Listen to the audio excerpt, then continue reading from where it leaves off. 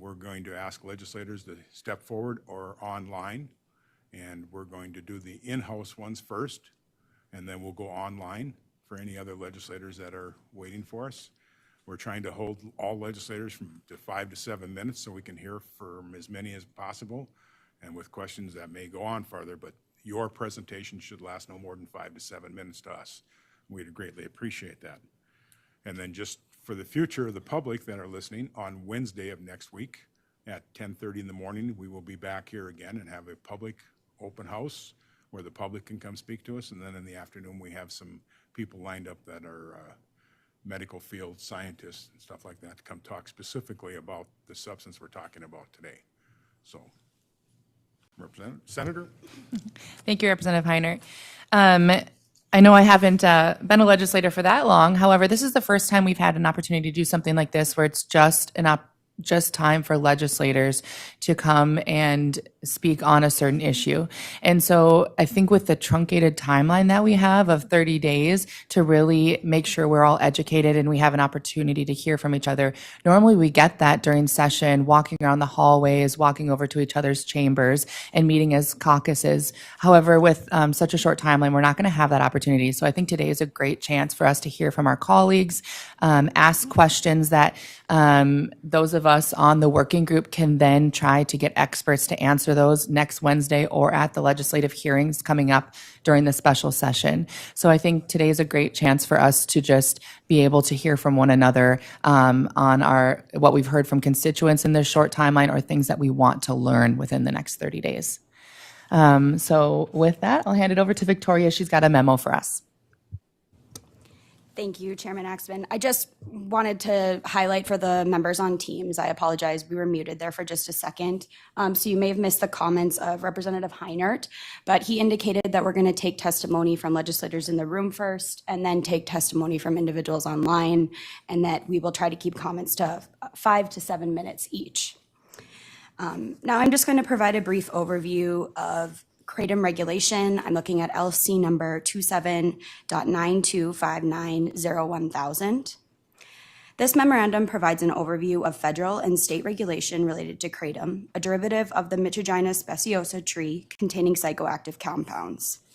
Kratom is currently marketed as an herbal supplement for pain relief, opioid withdrawal, depression, anxiety, concentration, and recreational purposes.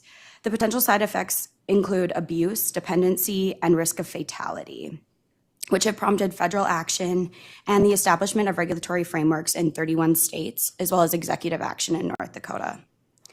Kratom contains over 40 psychoactive alkaloids, the most common of which are mitragynine and 7-OH.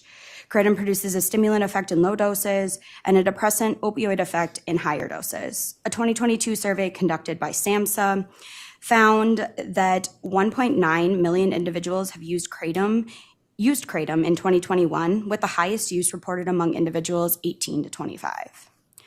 Products containing synthetically concentrated or chemically modified 7-OH and other Kratom alkaloids are pervasive in unregulated retail markets. The level of synthetic Kratom found in products on the market often exceeds the amount found naturally in the plant, prompting concern from health officials, regulators, and lawmakers. Kratom has several side effects, including liver damage, high blood pressure, weight loss, constipation, olfactory hallucinations, delusions, difficulty breathing, tremors, seizures, and confusion. The Kratom synthetic 7-OH binds to opioid receptors and may produce a physical dependence, difficulty breathing, and withdrawal symptoms consistent with other opioids. A baby born to an individual who used Kratom during pregnancy is at risk of experiencing withdrawal and requiring medical treatment. 24 Kratom, 7-OH, or Kratom derivative-associated deaths have occurred in this state since 2019, 23 of which the North Dakota Department of Health and Human Services has indicated were primarily caused by Kratom. The toxicology reports of 26 additional individuals indicated Kratom was present in their system at the time of their non-natural death. The next section goes into federal action. I'm going to skip over to the most recent action taken by the feds. On July 1st, 2026, the DEA filed 2 notices of intent to temporarily classify 7-OH and 7-OH related substances as Schedule I controlled substances under the CSA, or Controlled Substances Act, on or after August 5th, 2026. The next section summarizes some state action that has been taken by other states. 9 states to this date have prohibited kratom. A large number of others have regulated it. I included some overviews on Arizona and Colorado, which have some pretty extensive frameworks for regulation. The last section of the memo summarizes the North Dakota action, the executive action taken by Governor Kelly Armstrong on August 3rd, 2026, including the convening of a special session on September 2nd, 2026. And that concludes my presentation.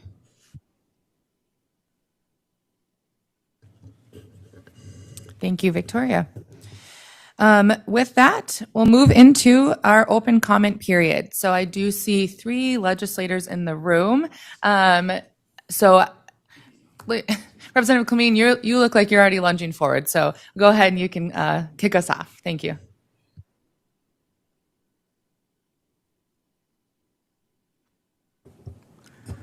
Well, good morning, members of the working group. I guess you're not actually a committee, but, and co-chairman. I don't have anything prepared to present to you, but I do have some comments. First, with all due respect to the Legislative Council memorandum here, I don't see any mention of House Bill 1101 or 1566, both of which had extensive testimony on kratom during the 2025 legislative session. So as far as North Dakota action is concerned, maybe we should just review that a little bit further. First of all, let's talk about House Bill 1101. 1101 was introduced in the House to place kratom.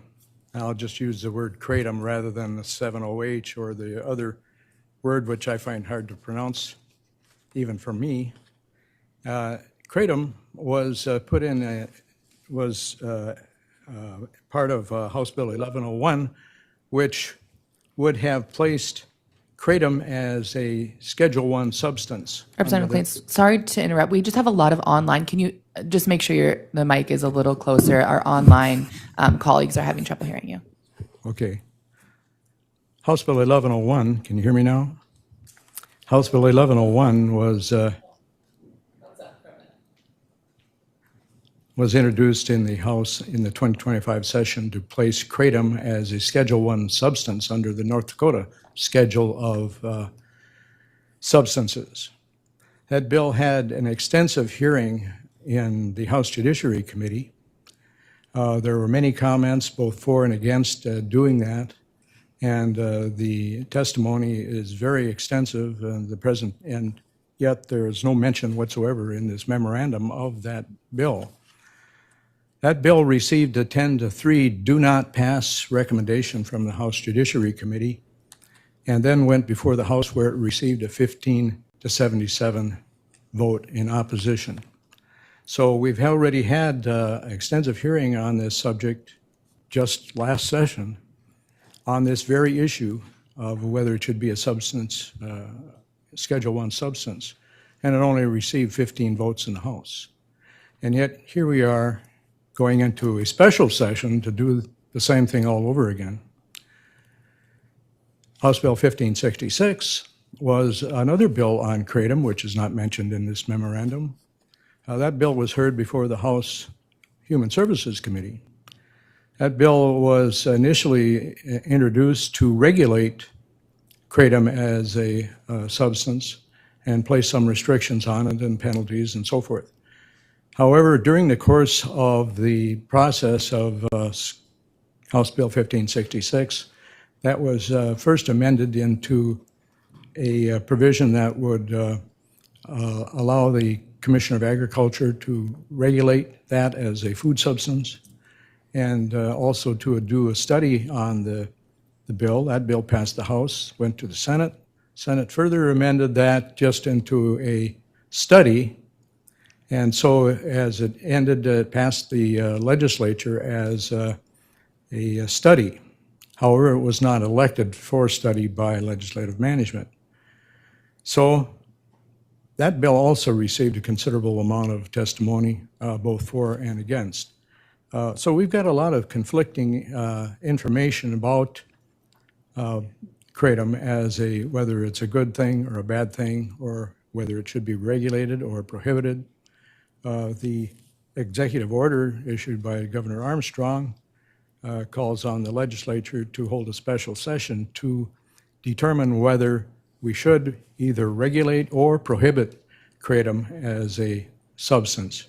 And under the executive order is now prohibited until such time as the legislature takes some further action. Well, so here we go. We're doing this all over again, what we just did in the 2025 session, okay? I've got a couple of suggestions, I think, on how we should address this, to have some alternatives, alternative bills presented to the legislature, probably to a joint committee like we did in the last special session. And those bills, I think I would visualize doing something similar to what was done in the 2025 session. First, we would have one bill which would classify it as a Schedule I substance. As I mentioned, that only received 15 votes in the House last time. But that would be consistent with the governor's executive order. So we would have one bill that would put it on as a Schedule I substance. And then I would suggest that we have another bill that would regulate it, because the executive order doesn't say that we're going to have a special session just to determine how it should be prohibited, but rather whether it should be regulated or prohibited. So I'm proposing that the second bill be a regulation. So we'd have the first bill, which would be the prohibition. We'd have the second bill, which would be the regulation.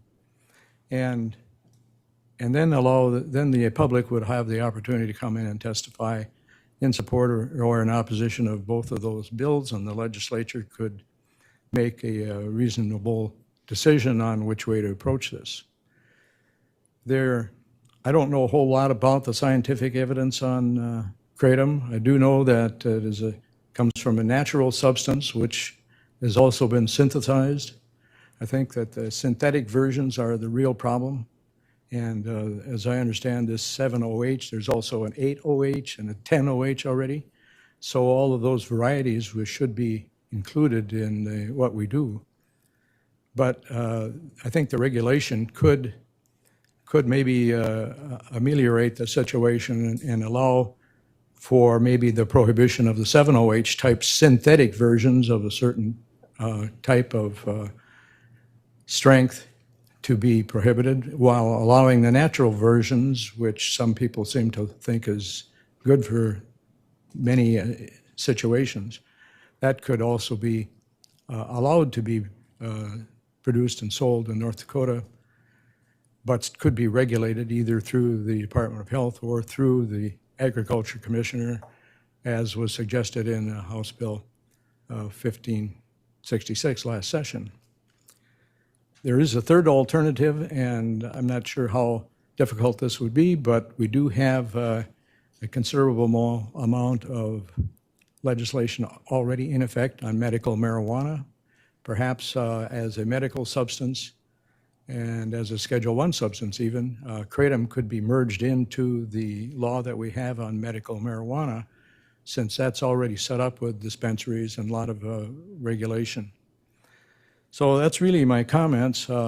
Just wanted to make sure you were aware that we've had this all discussed and thoroughly not too long ago, and that there are some alternatives we should look at, which could be done through a joint committee if we're only going to do 3 days. But I should caution you that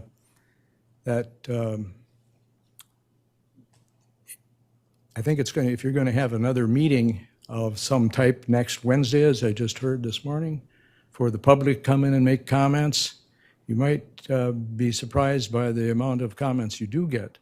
When we had a hearing there, especially on 1101, there was a considerable amount of comments and written submissions on that bill, and that was the one that would place it on as a Schedule I substance. So I'm not sure that 3 days is going to be enough. One final alternative that we could consider, I think, in the special session is to do something temporary until we can get into the 2027 session. And then we would have more time to really deal with this stuff in detail. And of course, we could always have an emergency clause on that type of action, whatever it was that the special session decided to do, if it put it off temporarily until the 2027 session. And those are really my comments. I'd be happy to answer any questions if you have any. Thank you, Representative Colleen. Doesn't look like we have any questions for you. Well, I won't be here for the 2027 session, so I hope you all have a good time. Thank you. Oh, I see. Okay, Representative Wilson. Well, hello, members of the working group. Sue Ann Olson, District 8. I would really mostly want to just echo what Representative Clemeen has just stated. The two bills that were heard last session, had extensive testimony. And I would like to comment, most of the people that were in opposition, primarily you'll find that in 1101, lots of them talked about what it did for them for pain relief. And both my husband and I have been blessed with tremendously good health, but I have a sister who was hurt in an industrial accident in Minnesota. And she wound up with RSD, I think it was called a reflex sympathy dystrophy in her arm, where, for decades, you couldn't touch her. And I'll never forget at a Christmas gathering with a bunch of families around, one of our uncles, just went up to her and sort of clapped her on the back. Hi, how are you doing? She shot out of that chair and, was just immediately in tears. If you've never, known what chronic pain is, it's easy to say, well, there's something else they can take, whatever. I saw her being on morphine patches for more than 20 years and really how it changed who she was able, what she was able to do. And where some of these people were testifying that they had found this kratom substance, which was the first I'd ever heard of it, actually helped them with pain relief in a way that nothing else did, that didn't put them in a fog, that didn't put them to sleep a lot. We can't just discount what that did for them and just say, well, there must be something else they can use. The testimony, a number of those people said, well, they had tried all of the hard drug stuff, the opioids, trying to control pain, and that nothing worked for them as well as what this substance did. So we can't just dismiss that as, well, we're going to just outlaw it now because some people have abused it in some fashion, or they got a hold of adulterated product. I think what most of the testimony really spoke to was the need to have it regulated in some fashion, to make sure of how it's labeled, how it's sold, who it's sold to, what it contains. Those are all very reasonable, and I think that's the direction as a state we should head down. But for a flat-out ban, what we're doing to a number of people, and again, all the people that have been quietly using it for years and years, we don't hear from them. They're just going about their business, doing their thing. And yes, we hear in the news some just crushing stories about somebody who lost their life in whatever the circumstances were, connected to this product. And it's like, yes, we need to address it and make it as safe as we can. But there's also there's people out there that have been using it to great effect that essentially gave them their life back, where they were able to function. So we can't just go, well, too bad for them, we're going to outlaw this. We need to work with that. And so that was really the only thing that I just wanted to remind everybody, is that that there are people out there that have said that this has helped them tremendously, allowed them to keep a job, keep their family together, to support themselves. So again, tremendous testimony already in the 25 session. All we need to do is go back and reread it. It's really quite the lineup.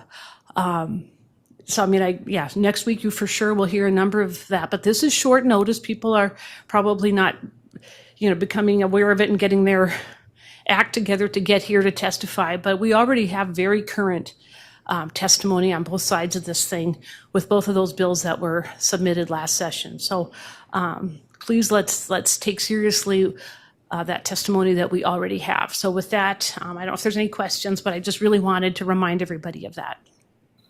I love this lady. Representative- Best. Bravo. She totally Thank you, gets it. Representative Olson. So you're talking specifically now about what I call natural kratom, not the synthetic kratom?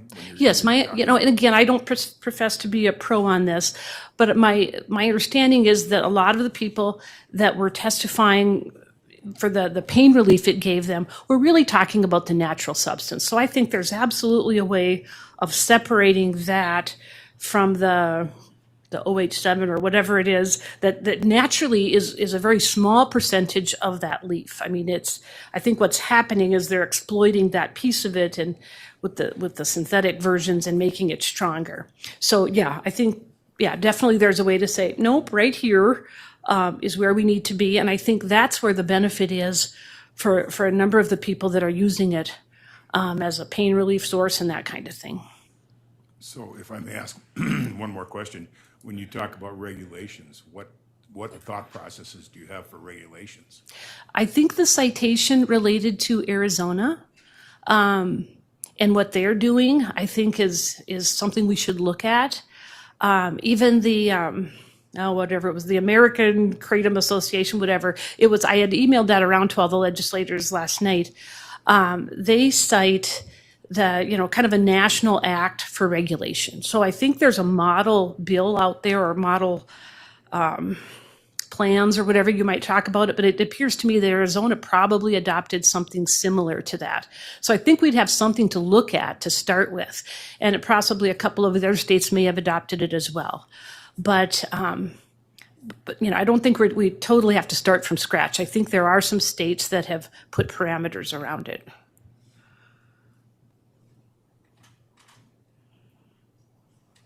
Thank you, Representative Wilson. Okay, thank you. Okay. Amazing. I guess for everyone online, that concludes legislators in the room who would like to speak. Okay, we have a lineup of those in order of those who raised their hand online. So I think Austin will unmute you when your name is called, and then you'll have an opportunity to speak. And Representative Satcham, you are up first. Thank you. Thank you, Chair. I appreciate your time. Thank you, everybody. I guess I have a couple of concerns. I have a different angle. I certainly have compassion for the people that Representative Olson was bringing up. One of my concerns, I guess I've been around people that have been on Kratom and have abused it, and so I'm a little bit concerned. And one of the things I was a little bit concerned about is the executive order banning it. And the concern that I have is that that there likely are people that are going through withdrawal right now or about to as soon as their supply runs out. And from what I've heard and understand, that the withdrawal process can be as bad as withdrawing from fentanyl.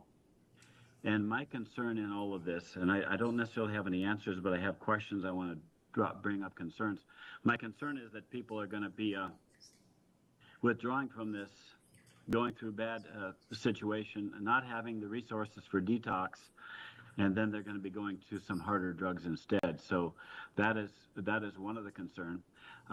Also, I think we need to be looking at expanded access to Suboxone so that people can readily access it if they're coming off of this, and like I say, don't go on to some harder drugs. So those are a couple of concerns that I have moving forward, and I appreciate your time. Thank you. Thank you, Representative Satcham.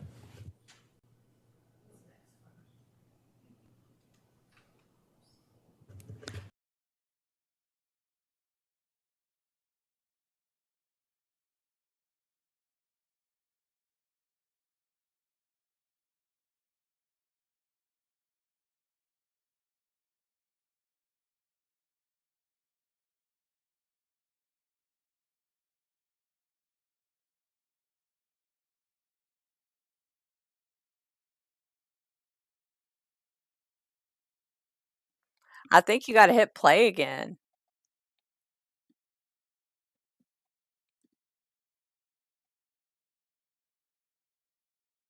Is it messing up, Misty? Uh-oh, hold on. Let me switch to mine.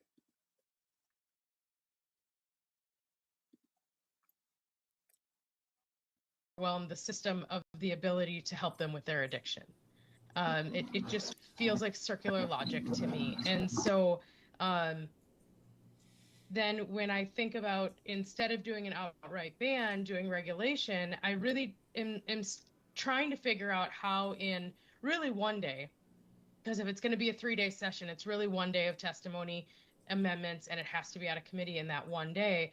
How are we going to come up with an adequate regulatory structure that addresses who's going to regulate, how are they going to regulate, with what money are they going to do so? How are we testing that this gas station heroin that we are currently selling doesn't have toxic chemicals in it? You think back to, I remember when I was growing up, talking about what was an acceptable, allowable amount of poison in cigarettes.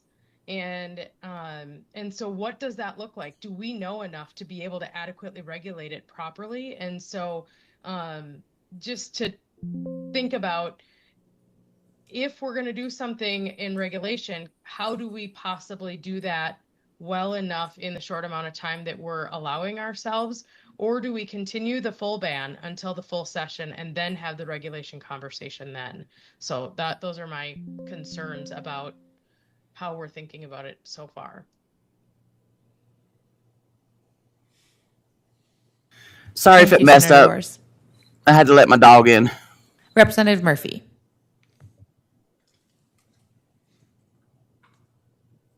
Okay. Well, you know, Rob Port wrote an article and he and I went around and around because the reality is I love the visualization that gas station heroin draws. I love it. It's awesome. Sensationalism, of course, but it's awesome, right? And so here's the reality. We can't throw all these molecules in together. And there's kratom, and inside of kratom is roughly 1 to 2% of the alkaloid is 7-hydroxymetrogenine. Great. 7-hydroxymetrogenine is a way different molecule than metrogenine, which is the parent molecule. This molecule is naturally made. There's other molecules naturally made, and this is an awesome paper right here on all of these molecules and their effect on receptors, human receptors, opioid binding affinities, as well as adrenergic. And I didn't put that into my email yesterday because kratom's complicated. And it's complicated because not only does it have the effect at opioid receptors, but also adrenergic. 7-OH, not so good at adrenergic. Metrogenine is. That's why actually it may be involved in, and when normal respiratory depression happens, it helps. Okay, it's not a negative. It's a positive because it's stimulating another receptor system. Part of that is why there's this broad effect of kratom, is because a number of these molecules stimulate other receptors. Okay, and you know, the pharmacology becomes important. And you know, I'm not a big fan of looking at other states and saying what they've done. I mean, Minnesota is way different than we are. But you know, there's no doubt that the 7-OH products that you can buy would be akin to heroin or morphine, right? No doubt about it. And so when we think about these molecules, you have to think about how they act. And we have some really good information on that. I mean, this medicinal chemistry paper out of University of Florida is outstanding. Complicated, very hard to understand. But if you look at it and you start getting an appreciation, this is why kratom itself is probably so popular amongst many subpopulations. your opioid addict, removes the cravings. Your alcoholic, removes the cravings for alcohol. Okay, and it does so because the main molecule in that is not gas station heroin. It's actually a unique molecule that works almost exactly like buprenorphine. So Representative Satram noted that, he's concerned about increasing access to Suboxone. Well, you know what Suboxone is? It's a combination of buprenorphine and naloxone. Okay, buprenorphine's been used for many years for alcohol and opioid addiction treatment. And so, is Kratom the poor man's treatment center? The people that can't afford it? Okay, possibly, right? I too share a concern about people coming off of Kratom, not being able to access it. Those that are close enough are going to go to Minnesota and buy it or buy it online. Okay, we're not going to stop that. And so the reality is if a opioid addict succumbs to the cravings and starts opioid again, and they go back to their old dose of heroin or fentanyl that they always knew was safe, that they could get their high or their euphoria, what they're seeking, now they're dead. Why are they dead? Because they've lost tolerance. Why they lose tolerance? Because they've been taking Kratom. And so opioids are very dangerous molecules in that they build tolerance quickly and they build addiction.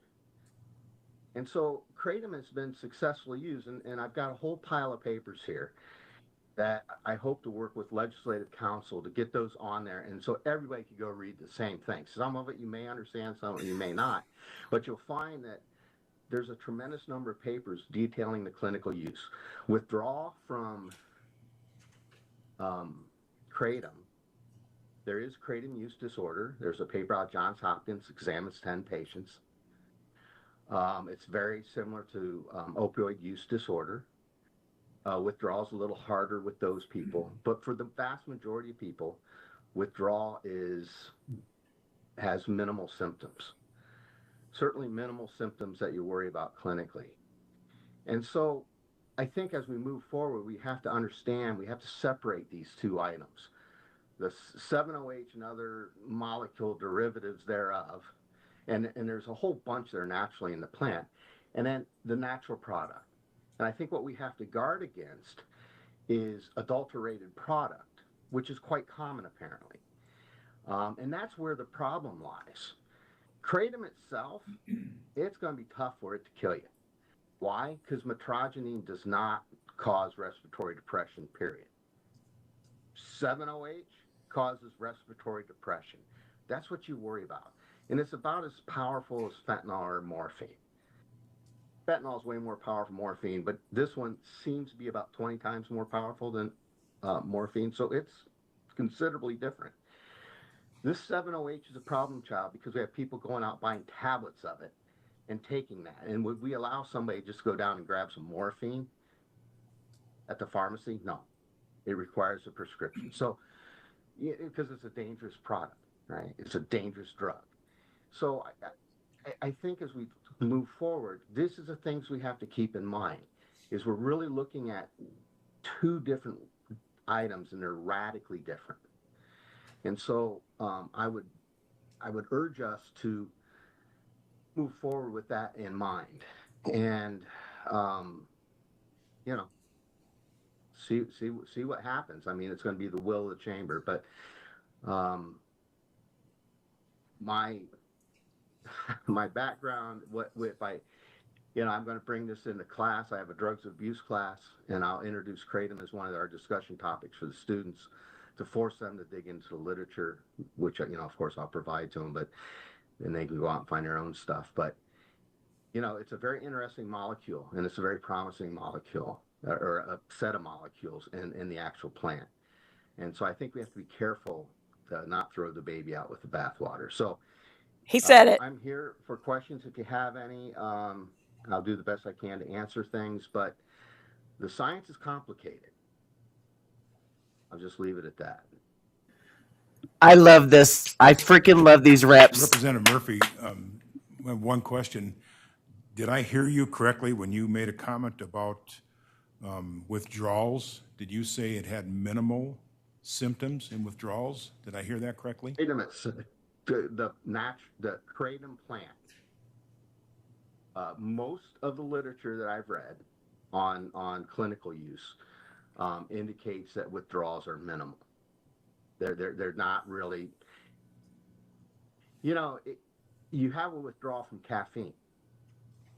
Okay, if you don't get your coffee in the morning and you're used to your coffee in the morning and mid-afternoon you have a raging headache, welcome to caffeine withdrawal. Okay, and so lots of molecules that act in a particular way have a withdrawal process. I don't think we're too concerned about caffeine withdrawal. Okay, and so kratom withdrawal, from everything I see, is much, much, much milder than, say, opioid withdrawal. And so opioid withdrawal has to be done with significant caution because that individual may succumb. It's just like alcohol. The DTs, so to speak, are a medically important problem that has to be managed. So yes, you did hear me correct. For kratom itself, I'm not talking about 7-hydroxy in a pill or something like that. I'm talking about the kratom leaf that's unadulterated. Remember, that's a big issue as well, adulteration by adding a very addictive substance, 7-OH, to it, which of course helps ensure that you have a long line of people willing to buy it. And so I think we have to keep all these in perspective.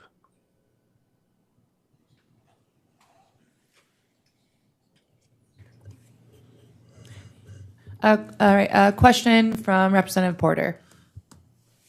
Thank you, Senator. Representative Murphy, the couple of emails that we received over the last couple of days, and one of them included an autopsy report where the only substance that the coroner identified was metrogenine at 2,100 nanograms per milliliter. Are those levels possible in the natural plant, or was this something that was synthetically derived to get to that high of a level where the coroner said the only thing that they could find was that extreme level? I thought you weren't reading testimonies, buddy. If you took enough of it, absolutely. So how much is there in, 20, you said 21 nanograms. 2,100. Yeah, 2,100 nanograms, so 2.1 milligrams per milliliter of blood. What was the? Yeah, it was milliliters of blood, yep. The sample was drawn from femoral blood. Yeah. So a 1 gram of kratom has about, from my readings, about 11 milligrams or so of metrogenine, roughly, or total alkaloids, and most of that's not metrogenine. So if you think about how many grams somebody'd have to take to get to that level, of course, I'm a little suspect of the level. It depends upon where they got that from. But yeah, you'd have to put some effort in, right? From if you just do the math. So part of the problem is the half-life metrogenine is pretty short. So I sort of question the report, but I haven't seen it. Didn't come to me. So it maybe came to you, but I didn't see it. So Is it possible? If you take enough of anything, it's possible. So I think it's important to remember that, we don't outlaw water, but I would venture to guess we may have one person a year die of water toxicity in North Dakota. Okay. Classically, it's somebody that can't get satiated with water and they keep drinking water. Their brain swells. It becomes a nice smooth thing, and there's damage to the brain that causes death. Okay, and it's really classic, and people go run long marathons or something, they just keep drinking water. And but we don't talk about that, right? So how they get to this number, Representative Porter, I don't know. Thank you, Senator. And Representative Murphy, that's why I asked you. I thought that one went to everybody, but I did forward that autopsy report to you. I guess, and I don't know that we or the FDA or anybody knows what a toxic level, a blood serum level of metrogenine actually is. And I don't think we know what the effects are, if it's causing cardiac arrhythmias or what it's actually causing, because the rest of the autopsy was completely unremarkable. So it almost appears like it caused some kind of a cardiac arrhythmia that would be undetectable during autopsy. But I guess my concern is that if we know that the substance is okay at that 0.5%, is it still possible that an individual could compound it up to the point or strengthen it up to the point that it achieves blood serum levels like show up in this autopsy?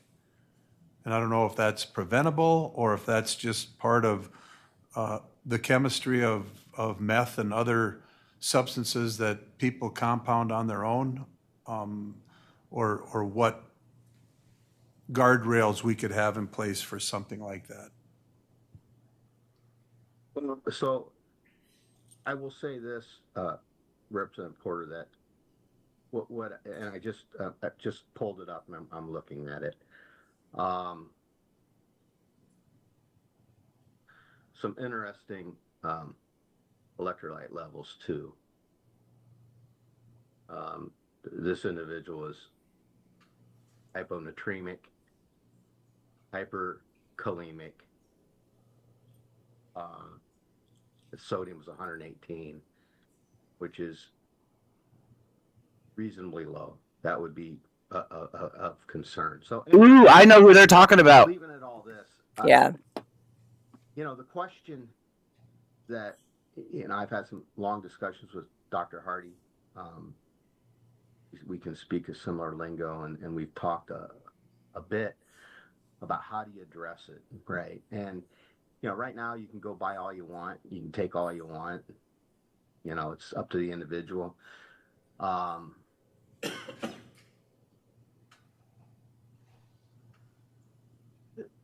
me, the real issue comes into the science is metrogenine, because of the way it acts and the way it doesn't act and where it doesn't act.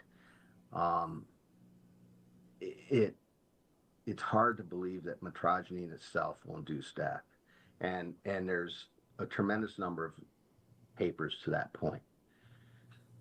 Most of the deaths that we see in North Dakota more than likely are adulterated products. And I don't know if in this assay they assayed for the 7-hydroxy product, if they assayed for, and they're calling it metrogenine, but they're lumping the 7-hydroxy in with that. Because 7-hydroxy, no doubt, will cause respiratory depression and death. And so that's the concern around adulteration. And any law that goes forward in a way that, speaking to what you're asking, needs to have a limit on how much 7-OH can be in there. And it has to be, in my opinion, brutal. If we're going to have it allowed to be on the street,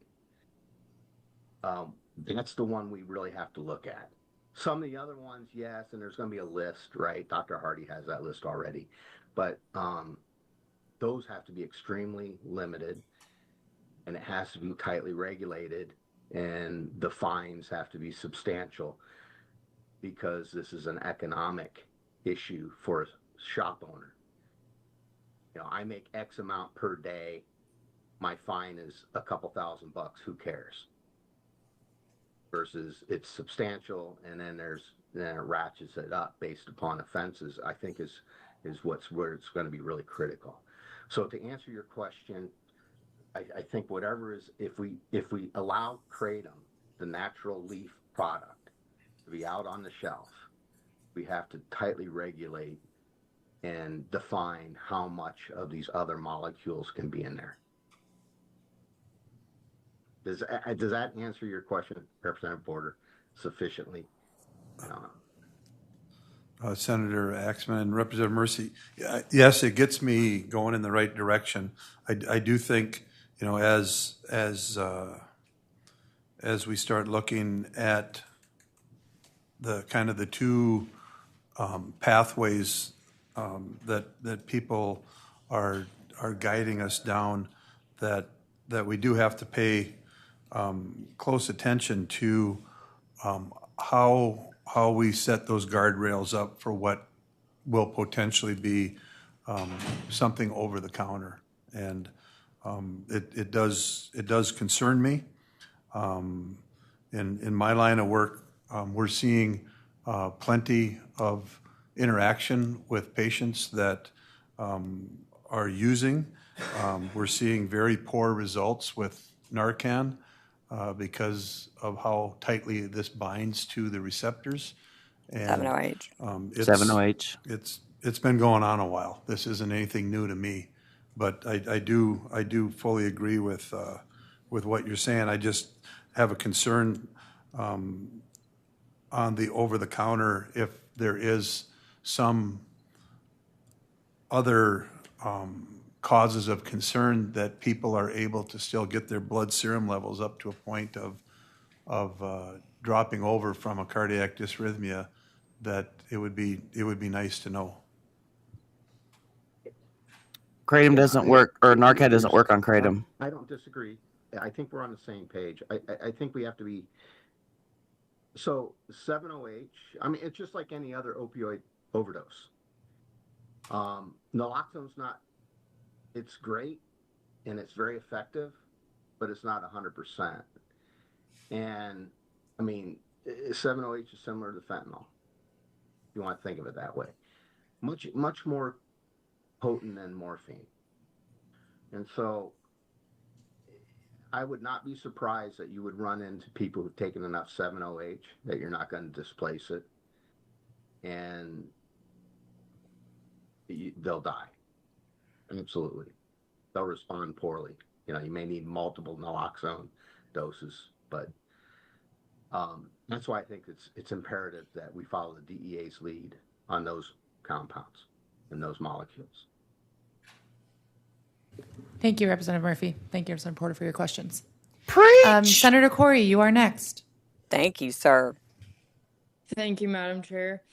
Something that's important to me as we're moving forward with this is to make sure the substances that we ban or regulate are included in what we nickname in judiciary as the Good Samaritan Act. We added fentanyl to this in 2023, and to me that'd be important to make sure this is included in that chapter. Thank you. Thank you, Senator Corey, for that point of view. Appreciate it. Any questions? Senator Beard.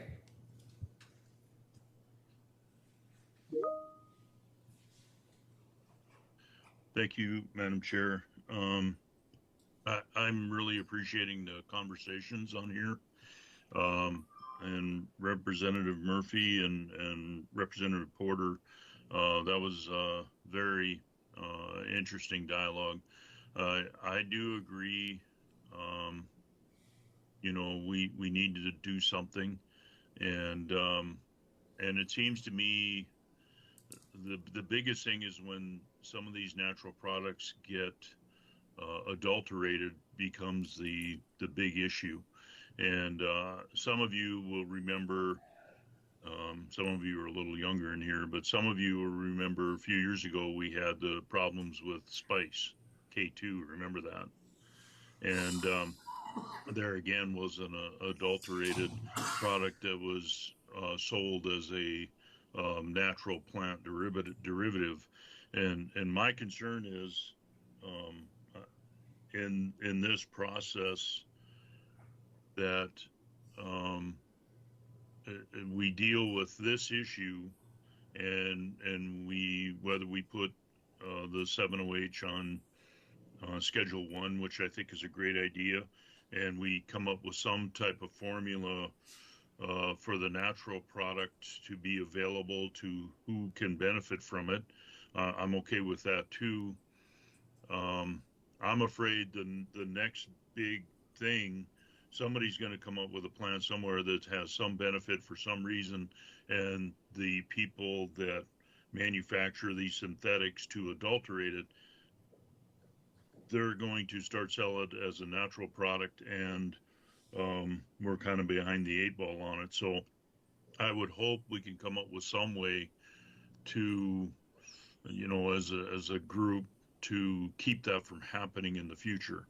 That we've got to come up with some way to keep these adulterated synthetic products off the shelves, and only potentially synthetics be available by prescription, because there's some benefits to some synthetics in prescription form. Even fentanyl has its place when it's regulated and administered appropriately. But of course, you're not going to allow fentanyl over the counter, and I'm afraid that's where we're going to end up. Is 2, 3, 4 years from now, we're going to have some other product that's going to have to be dealt with. So I think there's got to be some way we can do that, I would hope. The other thing is, as far as coming up with the right amount, what's the right dosage? I think the idea is good to think about, and what does that look like? I don't know, but to Representative Murphy's comment about you can die of overconsumption of water. I mean, you can die of overconsumption of alcohol. That's a legal product. You can die. How many people die in North Dakota every year because they're drinking too many energy drinks? And I've had people in my family, or one person in particular, who went into cardiac arrest because of that.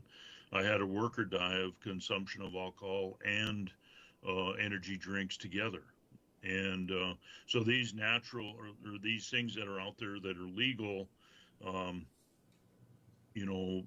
people die of it all the time, and we're not regulating it in a manner maybe we should be. I'm not convinced that alcohol and energy drinks should be allowed, but it's legal.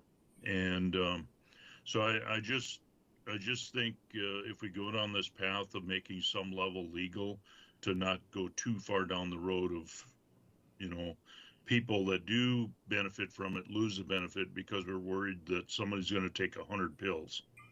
So that's just my comments on it. And thanks for everybody's efforts on this. Thank you, Senator Beard. I have heard no one else has their virtual hand raised.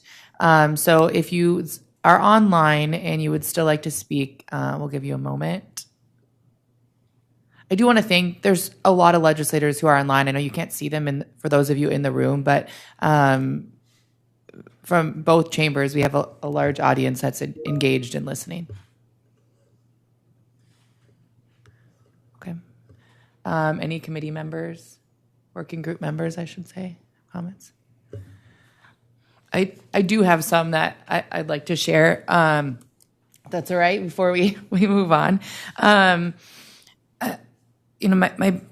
background from this is fairly, in the scheme of things, fairly recent as well. I think if I would have looked at last session as well, the word kratom was something that was pretty unknown to me.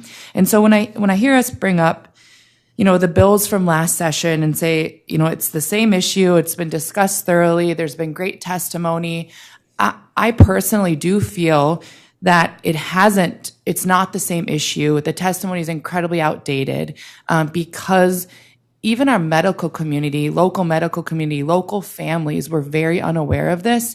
It wasn't the same product and marketed in the same way as it was last session. And so I think we didn't get a lot of testimony from parents of high school students across North Dakota who are severely addicted. We didn't get testimony from NICU physicians who now are seeing extreme withdrawals in infants. And so I think there was a large amount of testimony that is missing. And so I hope we will gain some of those perspectives as the industry has changed since last session.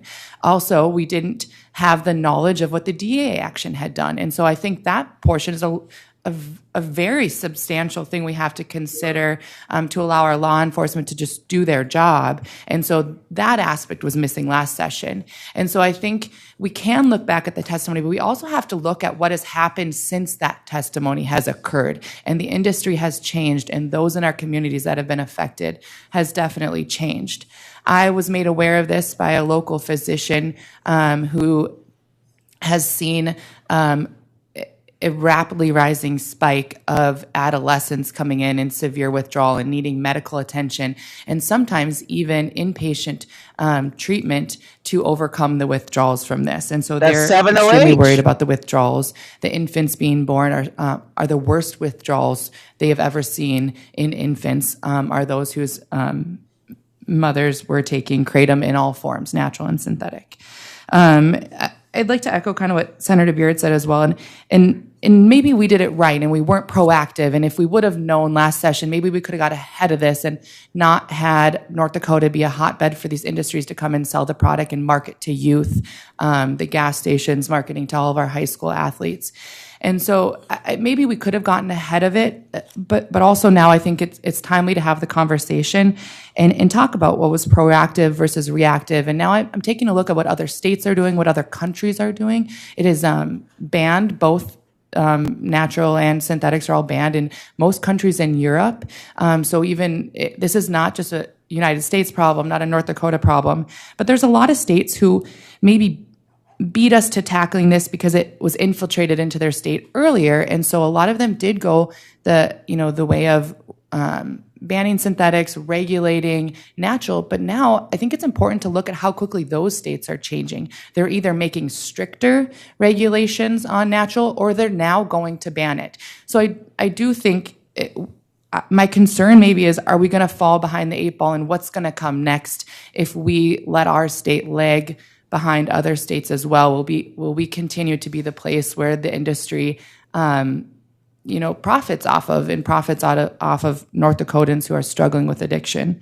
And so I think I've learned a lot since last session and what's changed and what's different. And so I do hope, instead of just looking at what we talked about last session, is that we do, because this is so rapidly changed, especially in North Dakota, that we really talk to people who've recently been affected by this and medical professionals who've seen a change in just even the last 6 months. Yeah. Like someone else said. Representative Scro, do you have I guess we lost our video. Oh, I think we're back. 708 Did you have your strikes hand raised? again. Yep.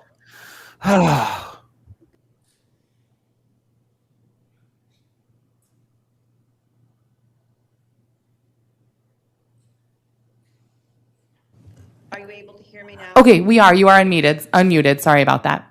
Go ahead. Yeah.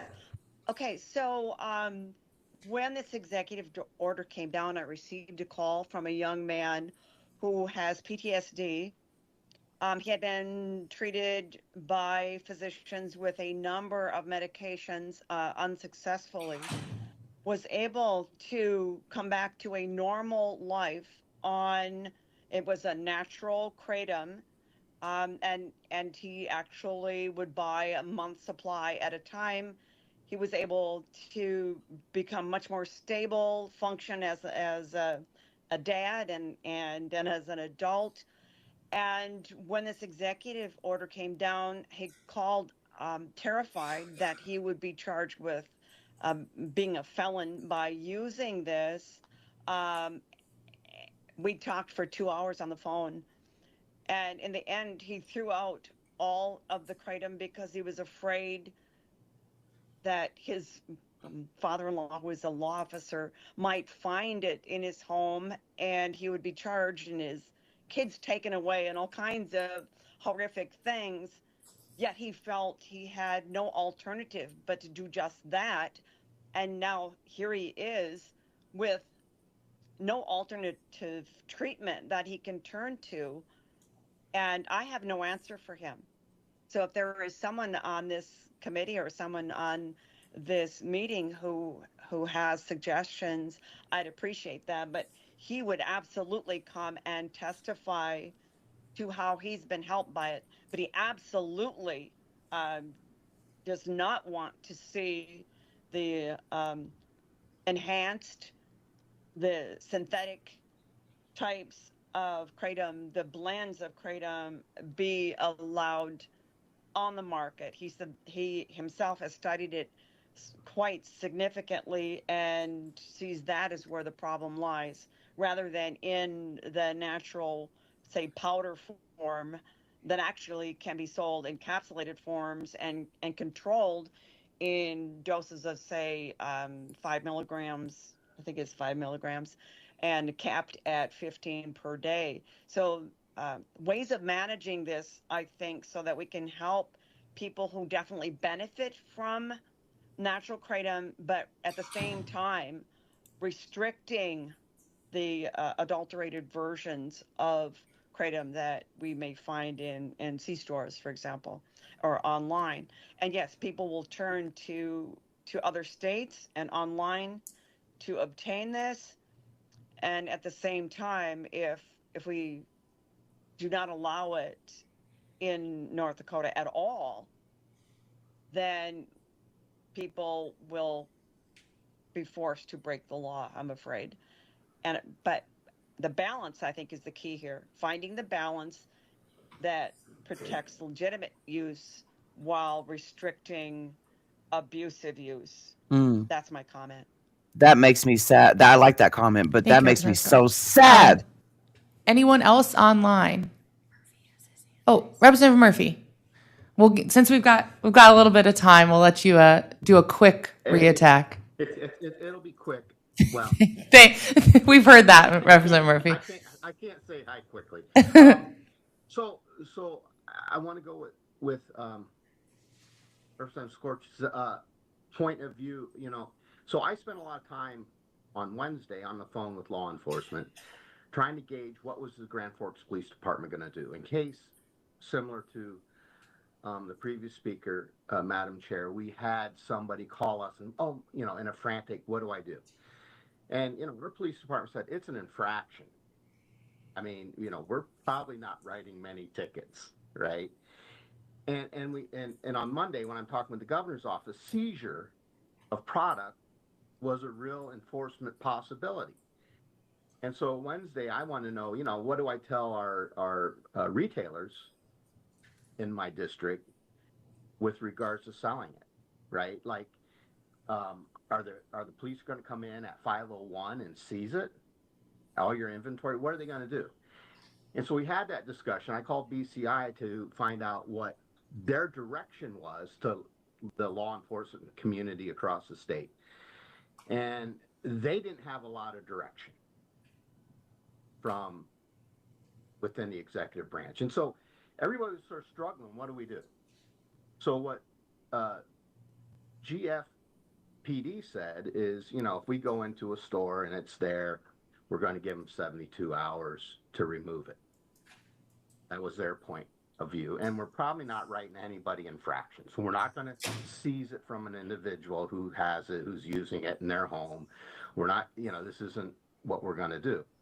And I was amazed that at 3 p.m. on Wednesday, both two stores really close to me, which both do a ton of Kratom business, all had it off the shelf by 3 p.m.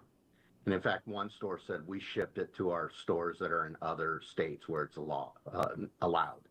And so what I was appreciative of the retail community working hard to try to follow the law. And so I think that's important to note. Why? Because I think it shows that, people do care. The retail community does care. They do want to follow the law. They do want to do what's the right thing.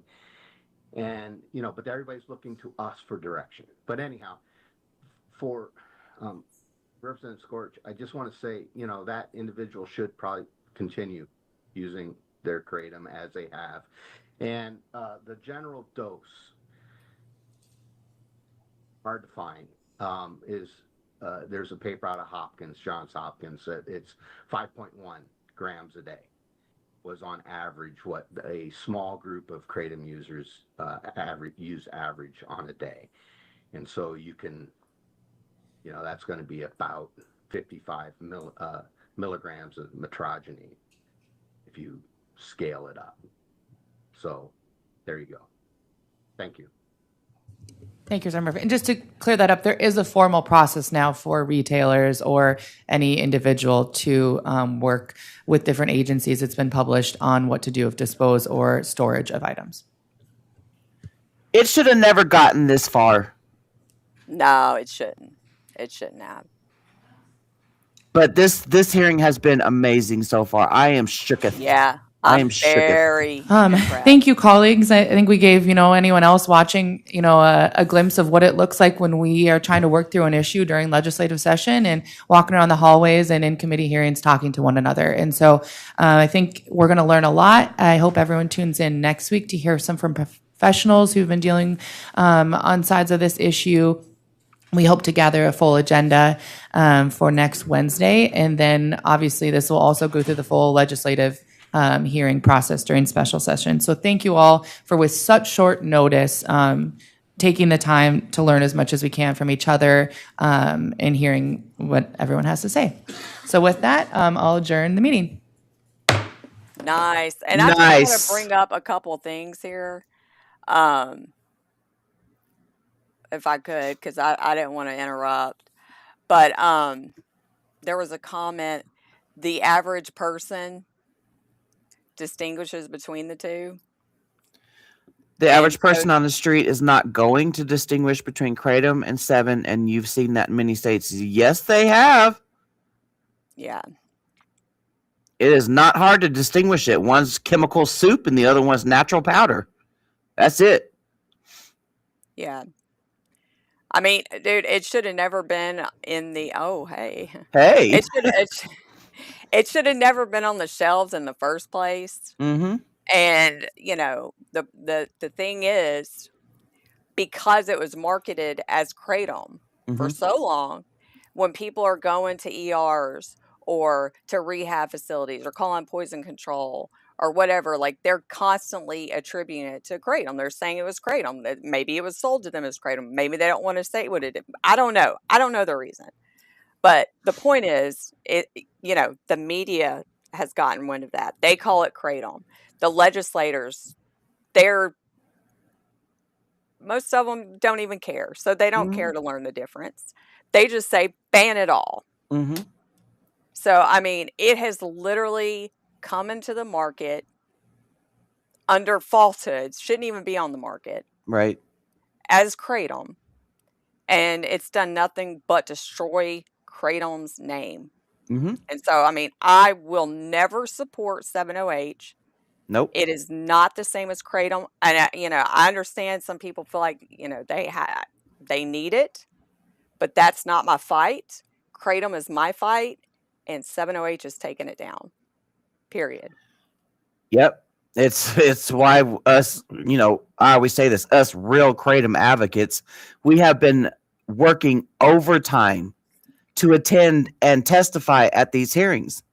And I will continue saying this. It has been over 300 hearings since last year, 2025. Yeah. I mean, it's ridiculous how many. I mean, dude, Tennessee banned. I mean, I know that the whole Matthew Davenport law, but 7-OH was technically illegal here in Tennessee. But it still But found it's its way through there. all over every motherfucking shelf you saw. And so then, people are like, oh, my husband got strung out on Kratom. So and so had to go to the hospital for Kratom. So on top of the Matthew Davenport bullshit, everybody's saying, well, it's horrible anyway. Ban it. Ban it. I mean, that's just it Tennessee, is what it is. It's Louisiana was August of 2025. And then it goes to Connecticut, and then it goes to Tennessee and Kansas. 4 states have banned it all because of 7-OH, and Kentucky. But we have a sliver of hope in Kentucky. Like, it's just got to go. It's got to go. Yeah. It should have been gone a long time ago. And I say this all the time. I stand proudly to divide from that community. Yeah. 7-OH is not Kratom. Exactly. I ain't doing that fake kumbaya bullshit about, we should all regulate and be one. We are all Kratom. That is bullshit. We are not all Kratom because 7-OH is not Kratom. Period. I mean, it's just not. It's just not. But these representatives, this hearing was amazing. If you're just now tuning in, you need to rewind and watch. Yes. Because this went so amazing. And you know what? I haven't been this impressed with like the majority of the legislators that spoke today. Not only did their homework, that one guy did his homework. Yes, he did. Baby. And I know there was a comment saying that study in Florida was industry funded and it was anyway, that's not true at all. That was not true. It's not true at all. Dr. McCurdy is not going to throw away his career because he got paid to say something. That's so right. ridiculous. No. McCurdy will do his research. He will he's not going to throw away his reputation, his career, his integrity because somebody, threw in some money for studies. Yeah. He's not going to do that. Half of the things that we consume in this world were industry funded. Oh yeah, there was deaths attributed to Kratom before 7-OH. Yeah. There were. But I'm I didn't even bring up the deaths. But I mean, I will say this. The death toll since 7-OH has been out has sure been rising. I'm not trying to say nothing about it. I'm just saying I think maybe it has something to do with, a bunch of shit being thrown in the pills or something. I don't know. But, yeah, there was bans before 7-OH came out. Not as much. 10, I'm talking about 100 times over since 2020. Yeah, because in my 7 years of advocacy, we might have attended or testified at maybe 15, 20 hearings per year. Yeah. But in a year's time, since July of 2025, we've had to attend and or testify at over 300. Yep. And it's the same thing every time. Yeah. It is 7-OH that has caused massive destruction in these communities. Yeah. And they're lumping it in with Kratom. So what do us real advocates do? We go in there and we help teach them the difference if they don't know. And I mean, the whole thing I've heard, regulation. Dude, the industry haven't been able to regulate in 2 years. Over 2 years. Why in the world are they they're going to start doing it now? Get out of here. I don't know. That's just silly. That's silly. I mean, but again, it's not my fight. Not my fight either. I fight to keep Kratom legal. You know what? Ain't nobody gonna rope me in that bullshit because we're seeing that with our own. I always say my 4 eyes because I wear glasses, but we're seeing it firsthand. I mean, this hearing, it wasn't a hearing, but this was amazing compared to how it usually goes. Yeah. Like, I've never seen, you had the lady talking about, her sister with chronic pain. You had the dude that did all his homework, even looked at the death the tox screen and stuff. Like, dude. As he was talking, he pulled up the email that he received, and I know which death he's talking about. I'm not going to name it here, but I know which death he's talking about. Oh yeah. Yeah. It's like I can't remember. I know they came into the market without registering their product, period. You know, and I guess they waited forever and ever to actually register the product, and it was like reading it is ridiculous. Like, Yeah, like what Todd talks about. yeah, Yeah. yeah. Yep. It's just like, oh man, it doesn't pass the 8-factor analysis. Like, it's just like I don't know, you know. They 7OH came into the market under the guise of the Kratom name so that they could skirt the law. And I will say this a million freaking times. They knew what they were doing. Oh yeah. They came in, banked off of it. they created whole populations of addicts, and then they're going to dip out and bounce and go on to the next product. Yeah. People that take 7OH do not care, do not realize, or maybe they do and they don't care, that you are the human science experiment for somebody to make millions and billions off of you. Yeah. Yep. Because there's no data at all prior to market entry. There still isn't even any data after all these years later. They had one Beagle study, and that was even flawed. Yeah.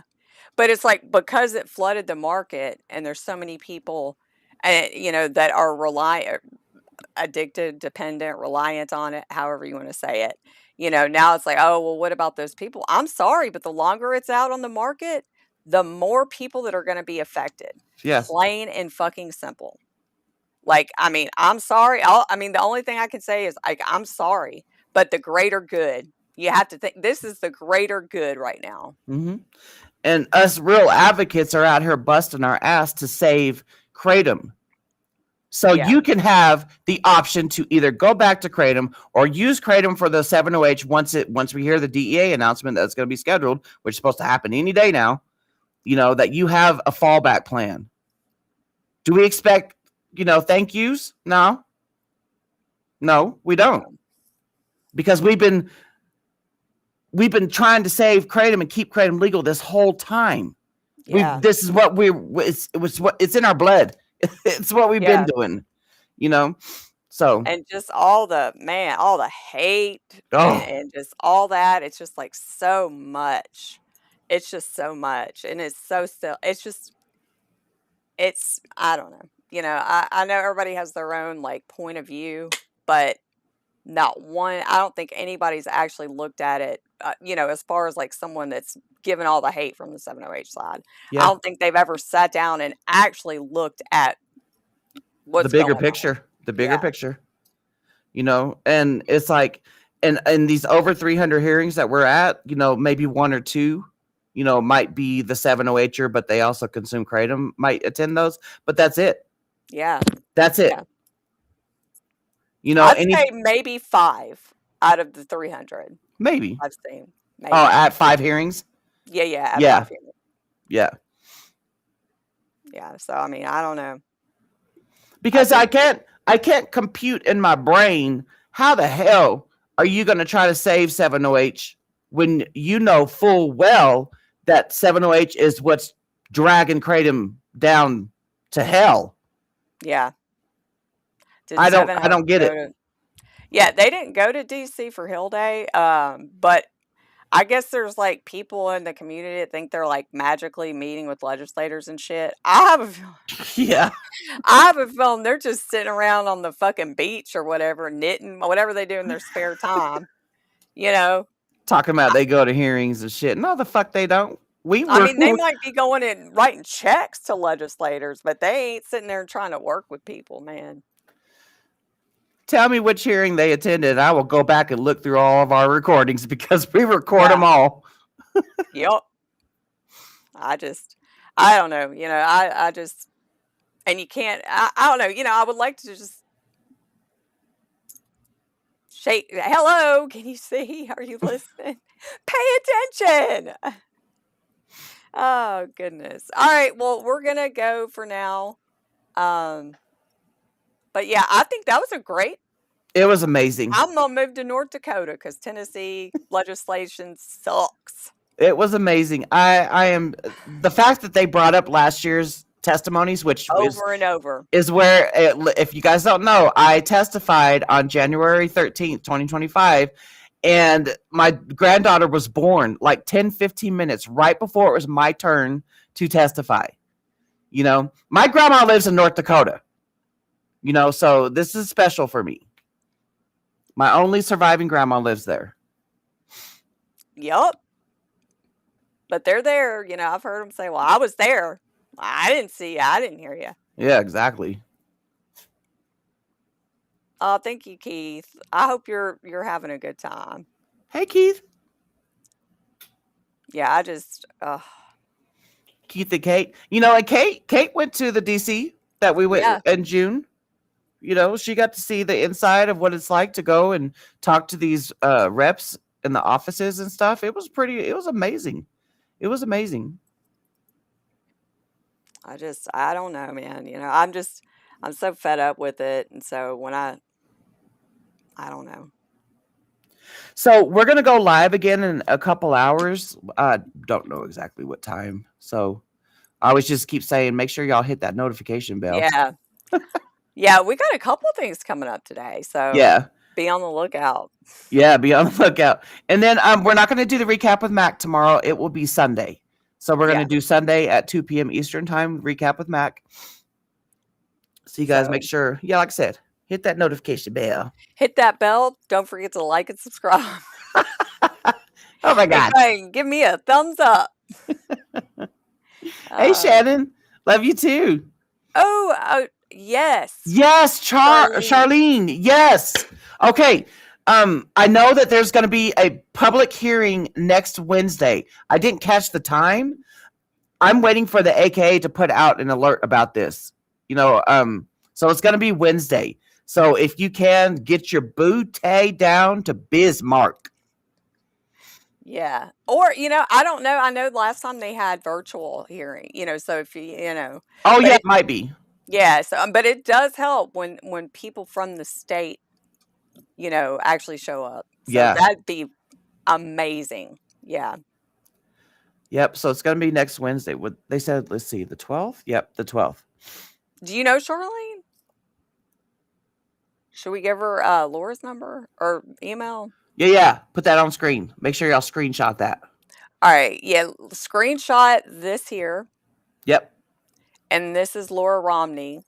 If you send her your name, city, and state, then she'll get with you whenever like your state pops up. But yeah, we're definitely needing North Dakota people. So We do. Charlene, send her shoot her an email over there. So that way you'll know as soon as we do. Oh, thank you, Kate. Yes. She switched it over from the other one to her personal. So this will be that's her email address. Screenshot that. Yes, because it's been so hard to find North Dakota people. Thank you so much. I'm so glad that you popped in. I know, Charlene.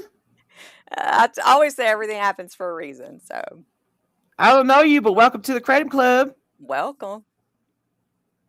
Oh my God. You fractured your leg? Who did? Megan. Oh, what? Ooh, it was good, Megan. It was really good. They're going to come back. They were just doing like a discussion, but I mean, North Dakota got some good legislators. They do. Yeah. They truly do. I'm Y'all been sorry. blessed. I hope you feel better. God, that sounds awful. I know. Good God. Oh, nice. That was me. That was me, Misty.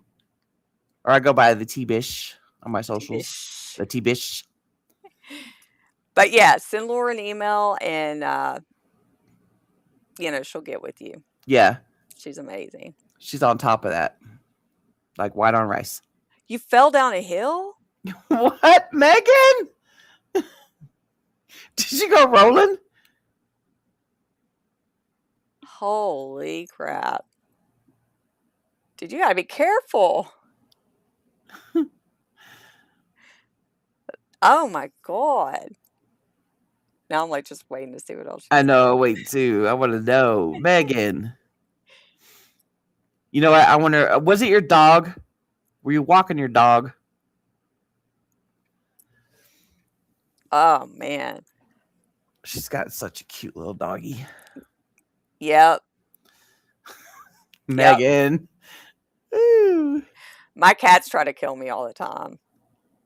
They like run in front of me and just stop, and I'm like, Man, okay. mine too. Mine too. Yep. Lovely. All right, well, we're gonna get off of here, but we will be on later today, and we'll see y'all later. Yep. See y'all later. See y'all on the flip side.